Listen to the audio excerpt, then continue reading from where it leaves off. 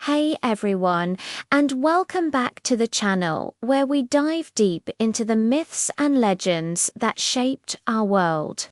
Today, we're venturing into the wild, ecstatic, and sometimes terrifying world of ancient Greece to uncover one of its most fascinating groups, the Bacchae.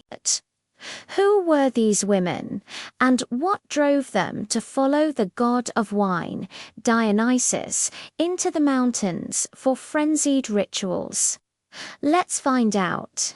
Picture this, the orderly, structured world of an ancient Greek city-state. Now, imagine a force that completely upends that order. That force was Dionysus, and his followers were the Bacchae, also known as the Maenads, which literally means the raving ones. These weren't just casual partygoers, they were women who left their homes, their weaving, and their societal duties to answer the call of a god who promised liberation. So, who was this god? Dionysus was a complex deity. He was the god of wine, fertility, and theatre, but also of religious ecstasy and madness. He represented the untamed, irrational side of human nature, the part that civilization tries to suppress. He was often depicted as an outsider, a foreign god arriving to shake things up, which made him both alluring and dangerous to the established order. The Bacchae were his devoted priestesses and companions on this disruptive journey. What did it mean to be a Bacchae? It meant abandoning the constraints of society. These women, primarily, would dress in fawn skins, crown their heads with ivy, and carry a thyrsussa long fennel stalk, topped with a pine cone. This wasn't just a costume. It was a symbol of their connection to nature and their rejection of civilized life.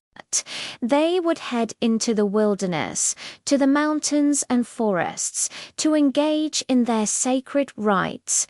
These rites, known as the Bacchanalia, were fueled by music, dancing, and, of course, wine. Flutes, drums, and ecstatic shouts filled the air as the Bacchae danced for hours, sometimes days on end.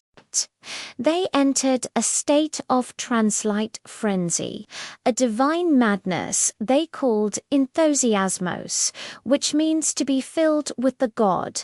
In this state, they believed Dionysus himself possessed them, granting them supernatural strength and a profound connection to the divine. This wasn't just a wild party, though. The rituals were deeply spiritual. Through this ecstatic release, the Bacchae experienced a form of liberation that was unheard of for women in ancient Greece. In their daily lives, they were largely confined to the home, with their roles strictly defined. But in the cult of Dionysus, they were powerful, they were free, and they were conduits of a god. It was a temporary but total escape from patriarchal control. Ancient sources describe the Bacchae performing incredible feats while in their ecstatic state. They were said to be able to charm wild animals, with snakes coiling harmlessly in their hair. They could strike a rock with their thyrsus and have wine spring forth, or scratch the earth with their fingers and see milk gush out. These stories highlight their perceived unity with nature, a primal power unlocked by Dionysus. But there's a darker side to the myth, a side that served as a warning to those who resisted the god. The most famous story comes from Euripides' play, The Bacchae. In this tragedy, King Pentheus of Thebes refuses to acknowledge Dionysus's divinity and tries to suppress his worship. He spies on the women's secret rituals, and the consequences are horrifying. The Bacchae, including Pentheus's own mother Agave, mistake him for a wild lion in their divine frenzy, and, in a shocking act of ritual violence, tear him apart. This gruesome event, known as the Sparagmos, wasn't just a random act of violence. It symbolized the complete destruction of one who defies the raw power of the divine and the natural world. It was a cautionary tale.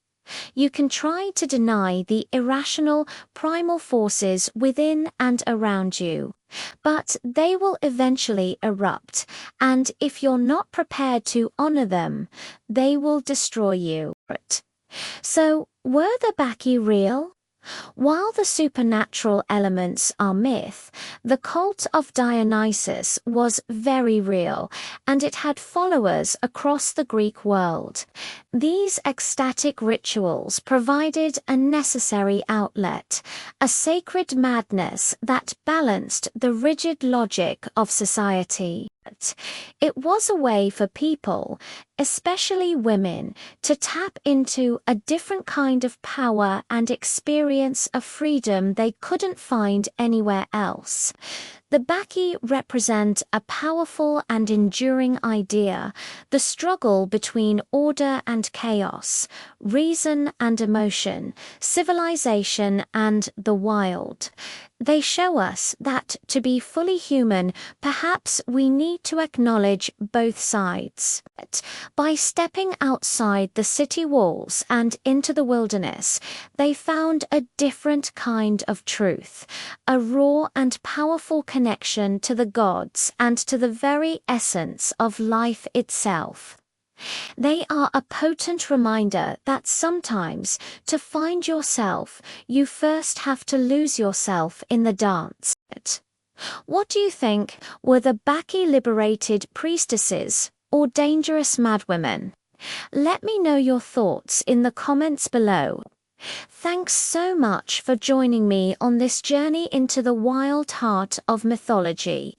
If you enjoyed this video, don't forget to hit that like button, subscribe, and ring the bell so you don't miss our next deep dive.